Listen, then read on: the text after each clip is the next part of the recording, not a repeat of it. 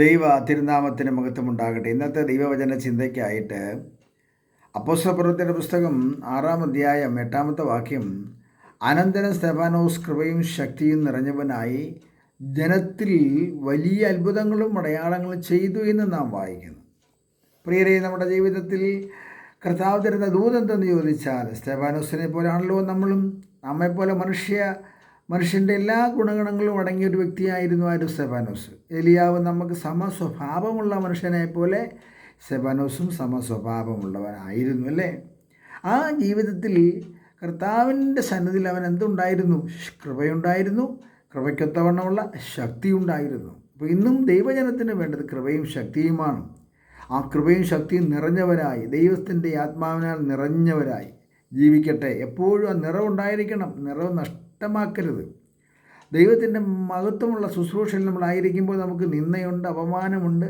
പ്രാർത്ഥിക്കുമ്പോൾ പ്രാർത്ഥനാക്കാരി എന്തോ പ്രാർത്ഥനയാ, എന്നിട്ട് വലിയ നേട്ടമുണ്ടോ എന്നൊക്കെ ചോദിക്കുന്നവരുണ്ടല്ലേ. കോട്ടമേ ഉള്ളല്ലോ, നേട്ടമൊന്നുമില്ലല്ലോ, വിടുതലില്ലല്ലോ. അവർ ഇതുവത്ര നാളായിട്ട് വിവാഹം കഴിഞ്ഞിട്ടൊരു കുഞ്ഞിക്കാലില്ലല്ലോ.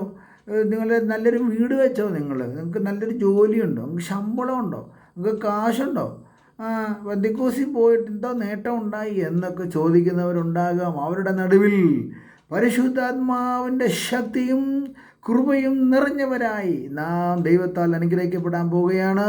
അതിനായിട്ട് ദൈവകരങ്ങളിൽ നമ്മളെ സമർപ്പിച്ചുകൊണ്ട് പ്രാർത്ഥനയോടെ ആയിരിക്കാം. വലിയവനായ ദൈവം അഭിഷേകം ചെയ്യും, നമ്മളെ ശക്തീകരിക്കും. ഓരോ കല്ലും സ്തെഫാനോസിൻ്റെ പുറത്ത് വീഴുമ്പോൾ സ്തെഫാനോസ് അതൊന്നും വകവെക്കുന്നില്ല. കാരണം സ്വർഗത്തിലോട്ട് നോക്കി താൻ ദൈവത്തെ മഹത്വപ്പെടുത്തി. സ്വർഗം തുറക്കുന്നത് യേശു പിതാവിൻ്റെ വലത്ത് ഭാഗത്തിരിക്കുന്നതും കണ്ടു ദൈവത്തെ മഹത്വപ്പെടുത്തുവാനിടയായി തീർന്നെങ്കിൽ, പ്രിയരെ, നമ്മുടെ ജീവിതത്തിൽ കഷ്ടതകളും വേദനകളും പ്രയാസങ്ങളും വാക്കുകളുടെ കല്ലുകൾ പുറമായിട്ട് വീഴുമ്പോൾ നാം എന്ത് ചെയ്യണം?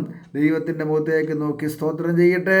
സർവശക്തനായ ദൈവം നമ്മളെ അതിനായി സഹായിക്കും. നമ്മുടെ കണ്ണുകളിൽ അടയ്ക്കാം. പരിശുദ്ധ പിതാവേ, മാറ്റമില്ലാത്ത തിരുവചനം ഞങ്ങൾക്ക് അനുഗ്രഹിച്ച് തന്നതിന് സ്തോത്രം. നാമത്തെ അങ്ങ് മഹത്വപ്പെടുത്തിയാലും യേശു ക്രിസ്തുവിൻ്റെ നാമത്തിൽ തന്നെ. ആമേൻ.